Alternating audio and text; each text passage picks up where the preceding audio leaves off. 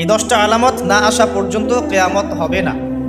নবী সাল্লাল্লাহু আলাইহি ওয়াসাল্লাম প্রথমে বললেন 1 নাম্বার হচ্ছে মাসিহুদ দাজ্জাল, 2 নাম্বার হচ্ছে ইয়াজুজ এবং মাজুজ, এরা আদম সন্তান, পৃথিবীতে বের হবে এবং পুরো পৃথিবীটা ম্যাসাকার করে ছেড়ে দিবে। 3 হচ্ছে ঈসা ইবনে মারিয়াম যতক্ষণ পর্যন্ত না আসছেন এবং তার হাতে মাসিহুদ দাজ্জাল নিহত না হচ্ছে কিয়ামত হবে না। 4 দাব্বাতুল আরদ, অর্থাৎ পৃথিবীর ভিতরে একটা প্রাণী আছে, মাটি ফেরে এই প্রাণীটা বের হবে কিয়ামতের আগে আগে, এবং এই প্রাণীটা মানুষের সাথে কথাবার্তা বলবে, কথা বলতে পারা প্রাণী।